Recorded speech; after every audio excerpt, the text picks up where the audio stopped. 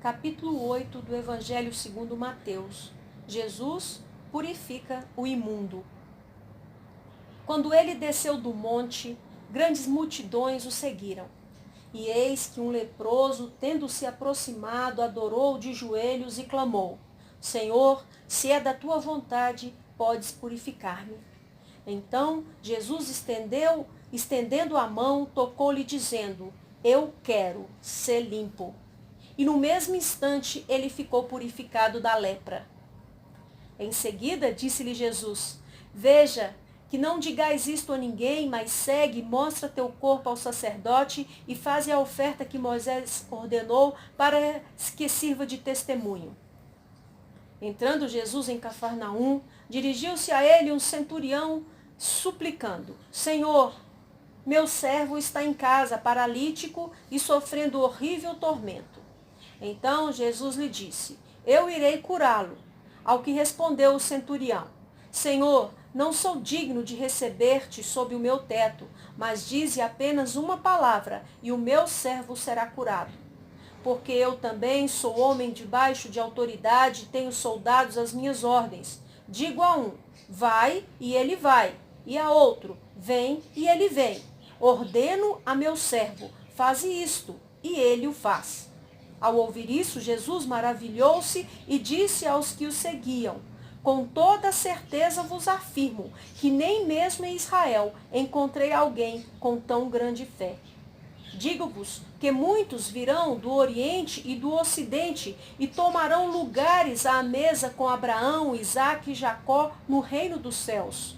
Entretanto, os herdeiros do reino serão lançados para fora, nas trevas, onde haverá choro e ranger de dentes. Então disse Jesus ao centurião: Vai-te, e da maneira como creste, assim te sucederá. E naquela mesma hora o servo foi curado. Tendo Jesus chegado à casa de Pedro, viu a sogra deste acamada, enferma e com febre. Então Jesus tocou a mão dela e a febre a deixou. Em seguida, levantou-se ela e passou a servi-lo. No início da noite, trouxeram-lhe muitos endemoniados. E ele, com apenas uma palavra, expulsou os espíritos e curou todos os que estavam doentes. Assim se cumpriu o que fora dito por intermédio do profeta Isaías. Ele tomou sobre si as nossas enfermidades e pessoalmente levou as nossas doenças. Quando Jesus viu que uma multidão o rodeava, ordenou que atravessassem para o outro lado do mar. Então, aproximando-se dele um escriba, disse-lhe: Mestre, seguir-te-ei para onde quer que fores. Jesus lhe respondeu: As raposas têm suas tocas e as aves do céu têm seus ninhos, mas o Filho do Homem não tem onde repousar a cabeça. Outro de seus discípulos lhe disse: Senhor, permite-me ir primeiro sepultar meu pai? Ao que Jesus lhes respondeu: Segue-me e deixa que os mortos sepultem os seus próprios mortos. Entrando Jesus no barco, seus discípulos o seguiram. De repente, sobreveio no mar uma violenta tempestade, de tal maneira que as ondas encobriram o barco. Ele, contudo, dormia. Então seus discípulos vieram despertá-lo, clamando: Senhor, salva-nos! Vamos todos perecer. Mas Jesus disse a eles: Por que estáis com tanto medo, homens de pequena fé? E levantando-se, repreendeu os ventos e o mar, e houve plena calmaria. Então os homens maravilhados exclamaram: Quem é este que até os ventos e o mar lhe obedecem? Quando ele chegou ao outro lado, à província dos Gadarenos, foram ao seu encontro 2 endemoniados saindo dentre os sepulcros. Eram tão agressivos que ninguém podia passar por aquele caminho. E de repente gritaram: Que temos nós contigo, ó Filho de Deus? Vieste aqui para nos atormentar antes do devido tempo? Não muito longe deles estava passando uma grande manada de porcos. Então os demônios imploravam a ele: Se nos expulsas, permite-nos entrar naquela manada de porcos. E Jesus lhes disse: Ide. Assim que saíram, entraram nos porcos. De repente, toda a manada correu em disparada e atirou-se violentamente precipício abaixo, em direção ao mar, e nas águas pereceram. Aqueles que cuidavam dos porcos fugiram, foram para a cidade e contaram tudo, inclusive o que ocorreram com os endemoniados. Então toda a cidade saiu ao encontro de Jesus e, assim que o viram, suplicaram-lhe que se retirasse da sua região. Comentário do capítulo 8. A lei de Moisés, em Levítico 13, versículo 13 e 14, ordenava que em casos de doenças de pele, especialmente a lepra, somente um sacerdote ou seu filho poderia realizar a cerimônia de purificação. O conceito de quarentena para isolamento e tratamento de doenças infecciosas teve início naquela época. Para os judeus, a palavra hebraica para um dos tipos de hanseníase simbolizava o pecado por ser nojento, contagioso e incurável. Além disso, o sacerdote que tocava no leproso tornava-se cerimonialmente imundo. Jesus, ao curar um homem da mais terrível doença de sua época, revela ao mundo parte de sua natureza e ministério. As instruções mosaicas para o cerimonial de purificação dos imundos tipificam a nossa redenção em Cristo.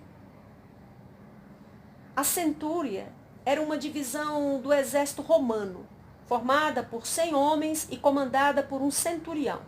Cornélio, um outro centurião gentio, convertido, foi notável exemplo de cristão, como está lá em Atos 10.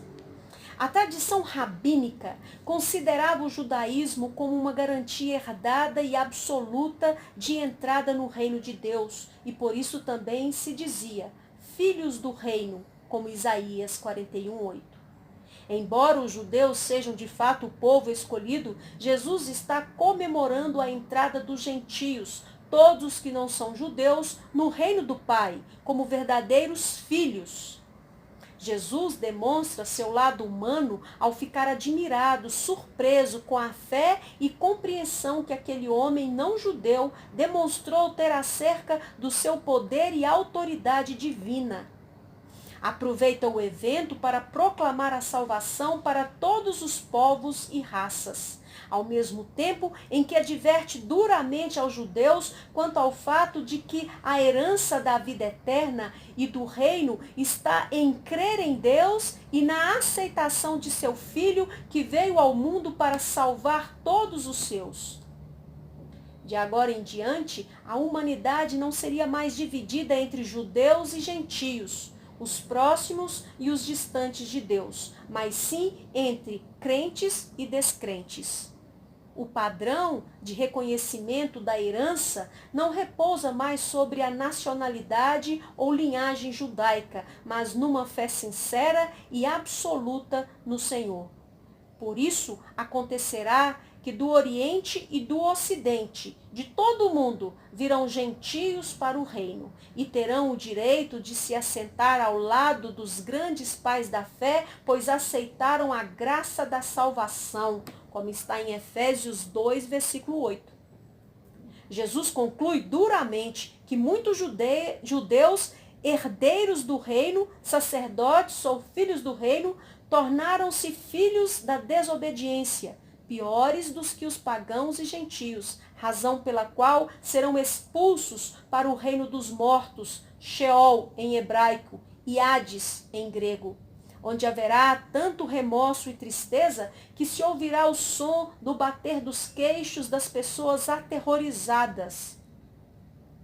Nesse estado intermediário entre a morte e a ressurreição, Sheol ou Hades, os salvos gozarão de paz e descanso, enquanto os incrédulos estarão na escuridão, um lugar chamado inferno, e sob tormentos. Na ressurreição, os salvos habitarão plenamente o reino e os incrédulos, judeus ou não, sofrerão a segunda morte e serão banidos para o lugar de punição e fogo eterno, ou lago de fogo, em grego Tegenantupiros, onde até mesmo o inferno será lançado, como está em Apocalipse 20.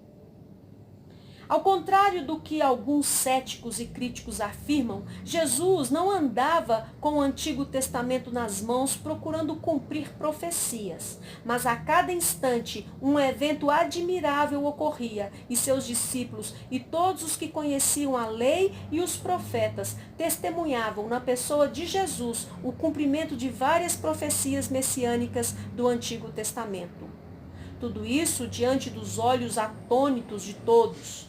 Algumas dessas profecias haviam sido escritas há mais de 1000 anos antes que Jesus começasse a andar pelas terras da Palestina pregando a nova aliança, como é o caso do Salmo 22 e outros, Salmo 2, 8, 16, 40, 41 e ainda outros mais. A profecia de Isaías 53, versículo 4, cerca de 750 a.C., segundo os melhores estudos sobre os papiros do Mar Morto, nos revela que Jesus, o Messias, palavra hebraica que significa rei ungido e que foi traduzida para o grego como Cristo, refere-se ao ministério de cura e libertação de Jesus, cuja obra lhe custou caro fisicamente. Os cristãos hoje em dia podem ter uma ideia desse desgaste físico e emocional quando participam ativamente de qualquer dos ministérios da igreja. Exposição da palavra, evangelização, louvor, adoração, missões, cura, libertação, aconselhamento, administração, contribuição, ação social e outros, pois a verdadeira obra cristã requer do Espírito Santo, que é o próprio Jesus habitando na vida de cada indivíduo que crê. O mesmo poder demandado da pessoa de Jesus Cristo.